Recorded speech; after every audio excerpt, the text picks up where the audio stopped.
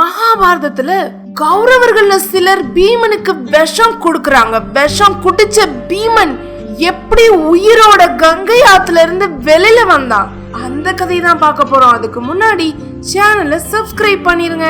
100 கௌரவர்களும் 5 பேர் பாண்டவர்களும் ஒரே குருகுலத்துல ஒரே ஆசிரியர்கிட்ட கல்வி கத்துக்கிறாங்க. அப்போ காட்டுல தங்கி பயிற்சி எடுக்கிறதுக்கான காலம். இந்த 105 பேரும் குருவும் சேர்ந்து காட்டுக்குள்ள போறாங்க.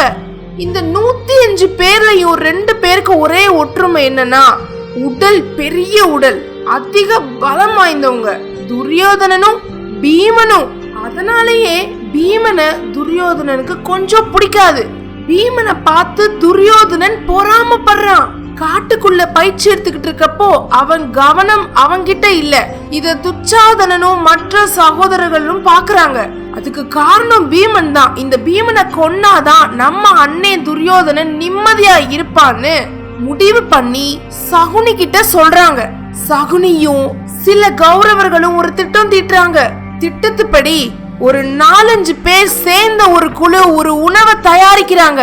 அது உணவில்ல, ஒரு விஷம். அந்த விஷத்தை குடிக்கிற பானத்துல கலக்குறாங்க. ஒரு பெரிய விருந்துக்கு ஏற்பாடு பண்ணி பீமனை கூப்பிடுறாங்க. பீமா, நீ சாப்பிடறத பார்க்கவே ரொம்ப அழகா இருக்கும், உனக்காகவே இந்த ஸ்பெஷலான சாப்பாடு ரெடி பண்ணிருக்கோம்னு சாப்பிட சொல்றாங்க. கொஞ்சம் கூட யோசிக்காம இவங்க சொத்துக்கு அடிச்சுக்கிற கூட்டம்ன்றத நினைக்காம சாப்பிட ஆரம்பிக்கிறான் பீமன். சாப்பிட்டுக்கிட்டு இருக்கப்பவே விஷம் கலந்த அந்த பானத்தை கொடுக்கறாங்க. பீமா, இது கொஞ்சம் கசப்பா இருக்கும், ஆனா ரொம்ப சக்தி வாய்ந்ததுன்னு சொல்லணும்னே பீமன் அதை வாங்கி கடகடகடகடன் குடிச்சிடுறான். குடிச்ச உடனே மயங்கி விழுந்துடுறான். துச்சாதனனும் மற்ற சகோதரர்களும் என்ன நினைக்கிறாங்கன்னா, இவனை அப்படியே விட்டுறக்கூடாது, கங்கை ஆத்துல விஷ பாம்புகள் இருக்கிற இடத்துல தூக்கி போட்டுருவோன்னு முடிவு பண்ணி மயக்கத்துல இருக்கிற பீமனை தூக்கிட்டு போறாங்க. விஷ பாம்புகள் இருக்கிற ஆத்துல தூக்கி போடுறாங்க. பீமன் தண்ணில மூழ்கிறான். 1 நாள் இல்ல, 2 நாள் இல்ல, 10 நாட்களா பாண்டவர்கள் 4 பேரும் பீமனை தேடுறாங்க. குந்தி நினைச்சு நினைச்சு அழுதுகிட்டு இருக்கா. கடைசியா கங்கை ஆத்து பக்கம் எல்லாரும் தேடுறாங்க. 10வது நாள் முடிவுல பீமன் ஆஜானு பாகுவா கம்பீரமா ஆத்துக்குள்ள இருந்து நடந்து வர்றான். அவனை பார்க்கவே வித்தியாசமா இருக்கு. என்ன நடந்துச்சு? இந்த கௌரவர்கள் கூட்டம் அவனை ஆத்துல தூக்கி போட்டதும் பாம்புகள் இருக்க இடத்துக்குள்ள பீமன் உள்ள போறான். விஷம் நிறைஞ்ச நிறைய பாம்புகள் பீமனை கடிக்குது. அந்த விஷம் பீமனோட உடம்புக்குள்ள போகுது. பீமனோட உடம்புக்குள்ள ஏற்கனவே கொடிய நஞ்சு இருக்கு. அதனால பாம்போட நஞ்சு அதுல சேர்றப்போ 2 விஷமும் செயலிழந்து போகுது. ஆனா பீமனுக்கு இதனால பெரிய சக்தி கிடைக்குது. பீமன் தண்ணிக்குள்ள எந்திரிக்கிறான். தன்னை கடிச்ச அத்தனை நாகப்பாம்பையும் உரிச்சு தூக்கி போடுறான். 1000 பாம்பை கொண்டானா. இது தெரிஞ்ச பாதாள உலகத்துல இருந்த நாகங்களோட அரசன் வாசுகி வெளியில வர்றான். யார் இந்த வீரன் அப்படின்னு பாக்க பீமனை பாக்குறான். பீமா, நீ ஒரு பெரிய வீரன், உனக்கு ஏதாவது கொடுக்கணும் போல இருக்கு, உனக்கு என்ன வேணும்னு கேளுன்னு கேக்குறான். பீமன் சொல்றான், நான் எங்க அம்மா கிட்ட கேக்குறேன்னு சொல்றான்.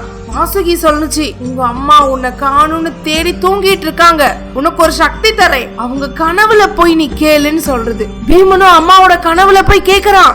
அம்மா, வாசுகி நாகம் எனக்கு ஏதோ ஒண்ணு குடுக்கறேன்னு சொல்லுது, நான் அதை வாங்கிக்கட்டுமான்னு கேக்குறான்.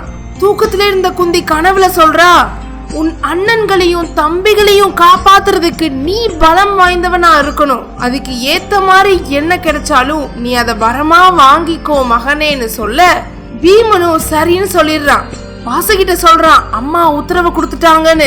வாசுகி சொல்லுது, உனக்கு ஒரு மந்திர பானத்தை கொடுக்கறேன், அத நீ குடிச்சதும் 1000 யானைகளோட பலம் உனக்கு கிடைக்கும், உன்னை யாருமே தோற்கடிக்க முடியாது பீமான்னு சொல்ல அத வாங்கி குடிக்கிறான் பீமன். நிறைய சக்திகள் வருது. அந்த இடத்துல மயங்கி விழுறான். 10 நாட்கள் கழிச்சு பீமன் வேற ஒரு பலத்தோட கங்கை ஆத்துல இருந்து வெளியில வரான். இந்த காட்சியை தான் 4 பாண்டவர்களும் குந்தி தேவியும் பாக்குறாங்க. அரண்மனைக்கு வந்ததோ துரியோதனனுக்கும் துச்சாதனுக்கும் மத்த கௌரவர்களுக்கும் ஒரே ஆச்சரியம். எப்படி விஷம் குடிச்ச பீமன் அதிக பலத்தோட வெளியில வர்றான்னு. இந்த மாதிரி கதைகளுக்கு சேனலை சப்ஸ்கிரைப் பண்ணிருங்க.